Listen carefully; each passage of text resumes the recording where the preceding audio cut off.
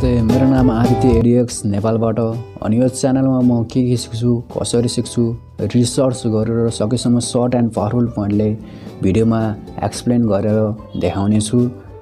यो भिडियोमा चाहिँ म पार्कोर एन्ड फ्री रनिङको बारेमा भन्न लागेको छु। मिलिट्री ट्रेनिङ एक्सर्साइज जुन फन स्पोर्टमा टर्न भयो त्यसलाई आज पार्कोर एन्ड फ्री रनिङ भन्छ। पार्कोर एन्ड फ्री रनिङको मेन गोल चाहिँ एउटा ठाउँबाट अर्को ठाउँ जानु हो। Jumping, landing, rolling, vaulting, swing जे पोसिबल हुन्छ अब्स्ट्याकल एभोइड गर्नको लागि आफ्नो तरिकाबाट।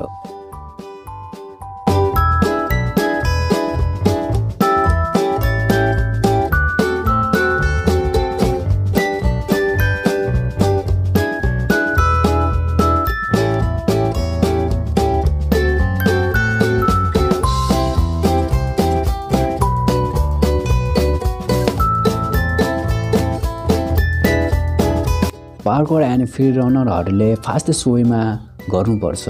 मिलिट्री ट्रेनिङमा मान्छेलाई क्यापेबल बनाउँछ any type of physical hurdle, जसमा climbing high walls, jumping over the रुफ्स, backflip, वाल्किङ अन द रुफ्स, जहाँ यो सब कम्बाइन हुन्छ with martial art. Parkour is formed. यो भन्नाले parkour just training for the body मात्र होइन, यसमा फोकस अफ माइन्ड पनि चाहिन्छ। इन एक्चुअल कम्युनिटी त्यहाँ रुल छ जुन एक्रोब्याटिक र फिलोसफी अफ ब्रुस लीबाट इन्फ्लुएन्स छ। यो रुलले body and mind to focus गर्न ट्रेन गर्छ र कुनै इस्युहरू पनि ओभरकम गर्छ। यो जङ्गल र अन द रुफमा प्र्याक्टिस एन्ड पर्फर्म गर्न मिल्छ। त्यसैले parkour anywhere in the world गर्न पोसिबल छ। धेरै प्लेस छ पार्कोर सिक्नको लागि, जसलाई पार्कोर जिम भन्छ। जो मान्छेले पार्कोर एन्ड फ्री रनिङ एक्टिभिटीमा पार्ट लिन्छ उनीहरूलाई कुनै स्पेसल इक्विपमेन्ट चाहिँदैन टु डु पार्कोर, मात्र सुज एन्ड ग्लोभ्सले हेल्प गर्छ to perform them better. Parkour late 1980 सेन्चुरीमा इन्भेन्टेड भएको थियो अनि 2017मा रिकग्नाइज्ड भयो बाई युके। पार्कोर नयाँ स्पोर्ट हो र फ्रान्सबाट ओरिजिनेट भएको हो। यसको मोस्ट अफ फाउन्डर अझै अलाइभ छ।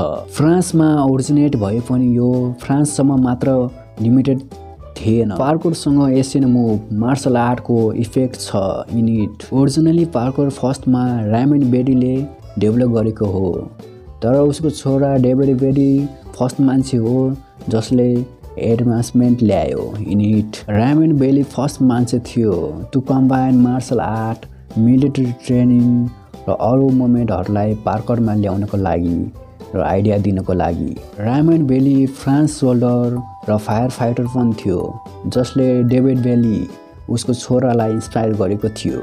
डेभिड बेली चाहिँ ओरिजिनल क्रिएटर अफ पार्कोर हो। ऊ ब्रिक मेन्सन फिल्ममा पनि एपियर भएको थियो। डेभिड बेलीको फादरले इन्सपायर गरेको थियो to create new discipline of parkour र फर्स्टमा डेभिड बेलीले उसको फादरबाट सिक्यो र पछि आफ्नो आफै सिक्यो। 9 जना डेभिड बेलीको साथी मिलेर एउटा ग्रुप बनायो, यामाकासी। यो ग्रुप चाहिँ ओरिजिनली अफिसियल ग्रुप थियो अफ पार्कोर। डेभिड बेली यामाकासी ग्रुपको 9 फाउन्डरमा एउटा हो। अझै पनि पार्कोरलाई उन्नति सक्सेस मिलेको थिएन, न त मान्छेहरूको बिचमा लभ।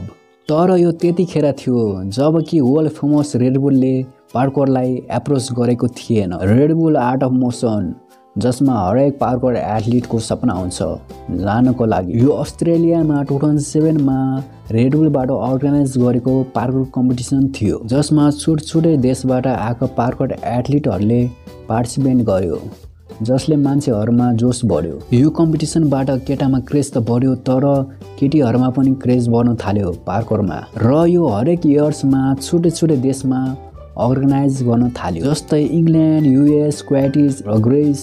यो कम्पिटिसनको जजिङ एथलिटहरूको क्रिएटिभिटी, फ्लो, एजुकेसन र डिफिकल्टिजबाट गर्न थाल्यो र यो कम्पिटिसन इयर्सको लास्ट मन्थमा गर्न थाल्यो र जो विनर हुन्छ त्यो विनर अफ द इयर भन्न थाल्यो। पार्कोरलाई धेरै इयर्स भइसक्यो रन गर्न थालेको, तर नेपालमा अझै यसको क्रेज थोरै छ, 5% जति। यो भिडियोमा यति हो, पछि फेरि भेटौँला। Parkour is art of motion.